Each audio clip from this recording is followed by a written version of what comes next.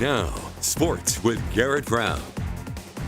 Well, it's a busy day of high school sports. Let's start things off with a little Southwestern League showdown on the volleyball courts. Fruita Monument Wildcats looking to make it 3 straight wins in a row, taking on the Central Warriors. Warriors looking to avenge a loss to the Cats from just a couple days ago. When we join this one, the Warriors are already putting the Cats on upset alert, up 13-6 in the first set. Peyton Wilford serving it up for the Wildcats. Warriors send it back onto the other side.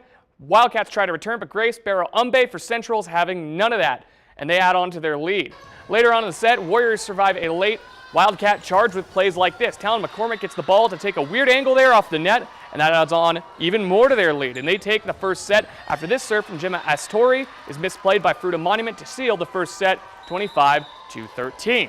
Now, you'd probably think that means the Warriors cracked the code and was able to take down the Wildcats, but on the contrary, after that first set, Fruita Monument snapped back into form, taking the next 3 sets to take down the Warriors once again, and they make it 3 wins in a row, headed into their matchup with undefeated Palisade later on in this week for Palisade's pink game. Central will look to bounce back against Durango at home.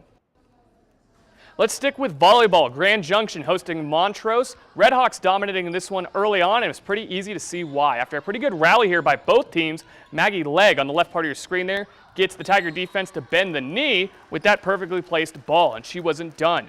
In this next clip, after a good setup by Lily Nelson, and actually a good rally here by both teams and the serve, Legg once again is able to split the defense, and when it was all said and done, it was another dominant win for Montrose, sweeping the Tigers 3-0 and putting them at 5-1 in league play before facing off with Central next week. Switching now to softball, the Southwestern League is once again a league of juggernauts vying to separate from one another. Crosstown rivals collided with the Central Warriors, taking on Grand Junction. Central looking for another statement win on their campaign. Junction looking to not let a strong season slip away from them due to their own league mates stealing wins from them. After a couple quick Central runs, things slowed way down in this one and turned into an old-school pitcher's duel. Alex Walpole for the Tigers gets strike 3, looking on an outside pitch there, but her Warrior counterpart came to play as well. We'll see that in just a second here. Sophie Aragon and the rest of the Warriors donning those pink unis, and I guess it was look good, play good. After this pitch, it's going to be a comebacker right at Aragon, but cat-like reflexes, she's able to make the play and keep those dangerous Tiger bats in check for the out. And things would stay low scoring in this one until the 6th inning when the Warriors showed off their flair for the dramatic, putting up a 5 spot to take a commanding 7-0 lead on the Tigers. Grand Junction tried to respond, but by then this game was too far gone. Grand Junction Central, that is, improves to 5-1 in league play. Tigers fall to 3-3. Elsewhere, Cedar Edge picked up a pair of wins in a doubleheader over Eagle Valley. Fruita Monument powered past Montrose, putting up 15 to win their 8th game in a row, and Delta takes a 5-3 win over Montezuma Cortez. All right, before we go, a Colorado Mesa Maverick football player is taking home Conference Defensive Player of the Week.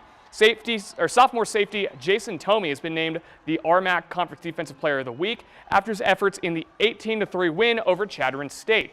He recorded 4 tackles and a pair of interceptions, both of those coming at key points in the game. The first one was returned by the Arvada native 55 yards the other way for the 2nd pick 6 of his career, and then he was able to seal the game here with an interception as time expired. Tomey has 8 interceptions in his Maverick career already. That puts him up in the top 15 all time. Tomey and the Mavericks will be back at Stoker Stadium this weekend, hosting number 4 ranked Colorado Mines. Kickoff for that one is set for 1 p.m., but for now, that'll do it for your look at sports. We'll be right back.